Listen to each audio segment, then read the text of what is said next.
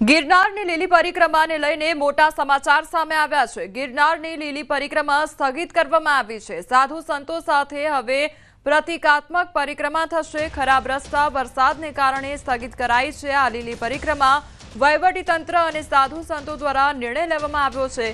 તો સાંસદ અને ધારાસભ્ય પણ હાજર રહ્યા। પરિક્રમા રૂટ ખરાબ હોવાથી શ્રદ્ધાળુને મુશ્કેલી પડી શકે છે।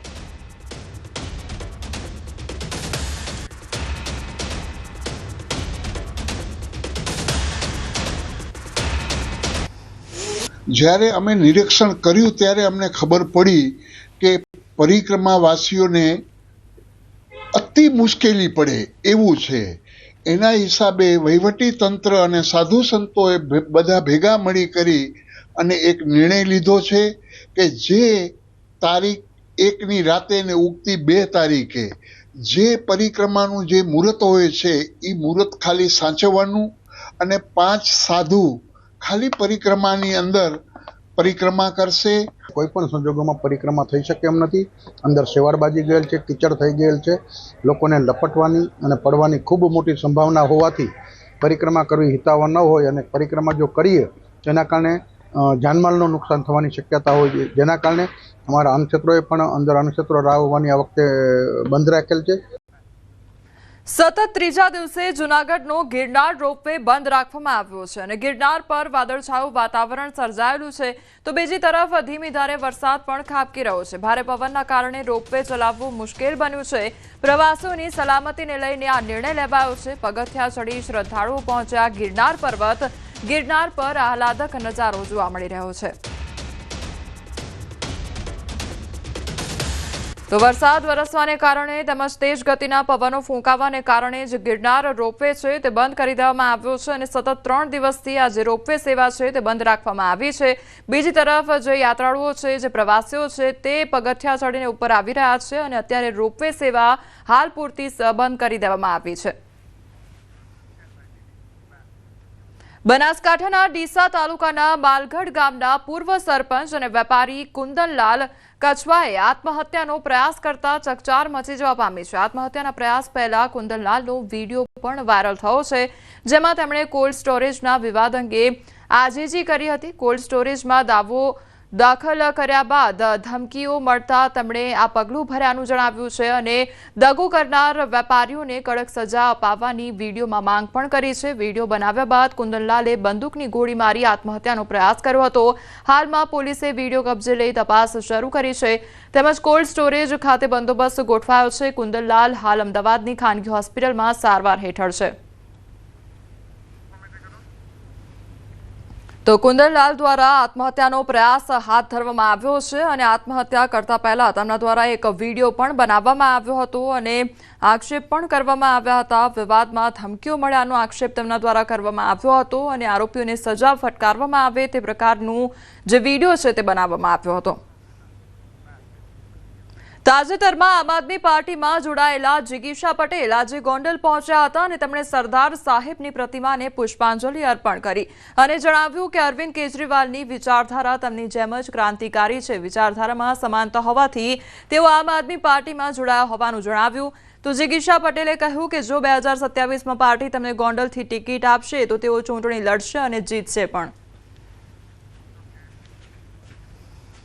આપશે એ હું બહુ સારી રીતે મહેનતથી નિભાવીશ અને એનું પરિણામ પણ અલગ આવશે। મારી ઉપર વિશ્વાસ રાખી અને જો મને અહીંયાથી લડવાનો મોકો આપશે તો હું 100% લડીશ અને જીતીશ પણ।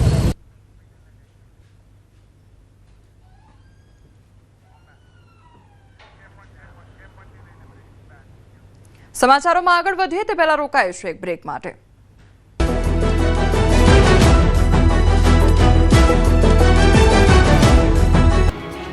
આ 6 વીઘા જમીનમાં અત્યારે સાલમાં પાત્રા તરે છે અને મગફળી અને ઘાસચારો ટોટલ લોસ છે। મગફળીનું વાવેતર કરેલું શરૂઆતમાં એ મગફળી અમારી ઉપર પાણી ફરી ગયું, બરાબર પાયમાલ થઈ ગયા અને અત્યારે પાક તૈયાર થયો એ પાયમાલ થઈ ગયા। અત્યારે અમે વોટ ટાંકીને રાખેલા છે તો 50% હાથમાં આવેલું નથી અને મજૂરીનો કોઈ આર નથી, મજૂરો મળતા નથી અને અમે તો આ બરબાદ થઈ ગયા।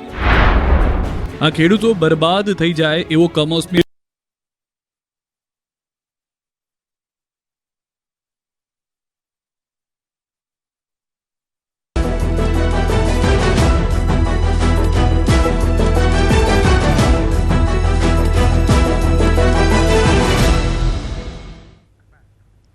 બ્રેક બાદ આપનું સ્વાગત છે। સમાચારમાં આગળ વધીએ તો સરદાર પટેલની 150મી જન્મ જયંતિની દેશભરમાં ઉજવણી થઈ રહી છે, ત્યારે નર્મદાના કેવડિયા ખાતે પીએમ મોદીની ઉપસ્થિતિમાં એકતા પરેડ યોજાઈ હતી, જેનું સંચાલન મહિલા આઈપીએસ સુમન નાલાએ કર્યું। સુમન નાલાની વાત કરીએ તો તે 2021 ગુજરાત કેડરના આઈપીએસ છે। બનાસકાંઠામાં 12 વર્ષથી સામાજિક બહિષ્કારનો સામનો કરી રહેલા 29 આદિવાસી પરિવારોને હક અપાવવામાં મહત્વની ભૂમિકા ભજવી છે।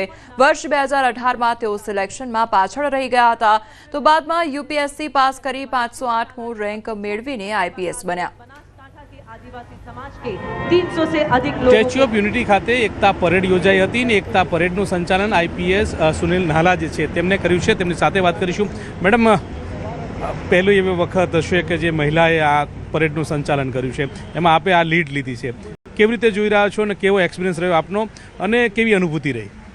बहुत ही प्राउड फीलिंग, गर्व वाली बात रही है। और ऑपरेशन सिंदूर से जो मैसेज पीएम सर पूरे देश में देना चाहते हैं, पूरे वर्ल्ड में देना चाहते हैं, उसी को आज भी रिफ्लेक्ट हुआ है। 16 फुट कंटिंजेंट्स और ब्रास बैंड थे हमारे, उसको सभी को महिलाएं लीड कर रही थी और उनकी मैं परेड कमांडर थी। बहुत ही गौरव वाली बात है। કેટલા મહિનાથી તમે મહેનત કરતા હતા અને ત્યારબાદ આ નિષ્કર્ષ ઉપર આજે આવ્યા છો અને અનુભવ કેવો રહ્યો? 30 से 40 दिन हो गए हम लोगों को इसकी प्रैक्टिस करते हुए, और पहले हम 20-25 दिन स्टार्टिंग में गांधीनगर में प्रैक्टिस कर रहे थे, उसके बाद एकता नगर आए हैं। और जब आए थे तो एक दूसरे को नहीं जानते थे, 3-4 हज़ार लोग एक साथ प्रैक्टिस करते थे, और जब जा रहे हैं तो एज ए टीम की तरह जा रहे हैं। तो यही हमारी यूनिटी है। ઓપરેશન સિંદૂર થયું, એમાં પણ મહિલાઓએ લીડ લીધી। આજે મૂવિંગ પરેડ ગુજરાતમાં પ્રથમ વખત યોજાઈ, એમાં પણ આપ મહિલા તરીકે લીડ લીધી, એને કેવી રીતે જોઈ રહ્યા છો અને અન્ય મહિલાઓને શું મેસેજ આપી રહ્યા છો? मैसेज यही है कि पहले हमें लगता था कि खाकी जो है वो अभी भी ऐसा है कि मेल डोमिनेटेड है या फिर मेल ज़्यादा अपने आप में फिट होते हैं, बट ऐसी कोई बात नहीं है। अगर आप सही, आपका एप्टीट्यूड है और आपका इच्छा है उसको करने की, दृढ़ निश्चय है, तो आप कुछ भी कर सकते हैं उसके बाद। પ્રધાનમંત્રી સાથે આ પરેડનું આયોજન હતું, સામે પીએમ હતા અને તમારા ઓપોર્ચ્યુનિટી અગાઉ આપના જે પતિ છે એમણે પણ આ પ્રકારે લીડ લઈને પરેડનું સંચાલન કરી ચૂક્યા છે અને હવે તમે હસબન્ડ વાઈફ બંને આ સંચાલન કર્યું છે, એને કેવી રીતે જોઈ રહ્યા છો? એ બંને વચ્ચે વાત થતી હોય તો એને કેવી રીતે જોઈ રહ્યા છો? ये तो भगवान और भगवान का भी धन्यवाद देना चाहूँगी। उसके बाद पीएम सर हैं, हमारे डीजी सर हैं, गुजरात पुलिस का धन्यवाद देना चाहूँगी। कभी सोचा, मैंने ये नहीं सोचा था कि मैं भी एक दिन वापस से इसको लीड कर रही हूँ, क्योंकि जब मेरे हस्बैंड ने की तब तो मैं तैयारी ही कर रही थी। उसके बाद मेरा आईपीएस में सिलेक्शन भी हुआ और आज ये मौका मुझे मिला, तो it's like a dream which has come. અન્ય જે મહિલાઓ પોલીસ છે એને કેવો સંદેશ આપશો અને એની સાથે કેવી વાત કરશો કે જેમનું હોંસલો બુલંદ થાય અને તેઓ પણ એક બૂસ્ટઅપ મળે? मेरा यही बोलना है कि हमने खाकी जो है एक बार यदि आपने पहन ली है तो हमें इससे पूरा जस्टिस करना है। आपको लोग जो बहुत ही वल्नरेबल होते हैं वो आपके पास में आते हैं, तो आप उनकी बातों को समझें और उनका जितना आप मदद कर सकें, वही उस दिन आप इस खाकी को जस्टिस कर सकेंगे। ચોક્કસથી તો હતા આઈપીએસ સુમન નાલાજી, તેમનું કહેવું છે કે ખૂબ જ સરાહનીય એપ્રોચ રહ્યો અને આ મૂવિંગ પરેડ જે છે તે પ્રથમ વખત યોજાય છે ને તેમાં સહભાગી થવાનો એક અવસર જે છે તે ક્યારેય કલ્પના નહોતી કરીને તે અવસર પ્રાપ્ત થયો હોવાની વાત તેમના મુખેથી સાંભળવા મળી રહી છે। કેમેરામેન ખેગાર રાઠોડ સાથે ગૌતમ શ્રીમાળી, ન્યૂઝ 18 ગુજરાતી, નર્મદા। અમદાવાદમાં ફાયરિંગ કેસમાં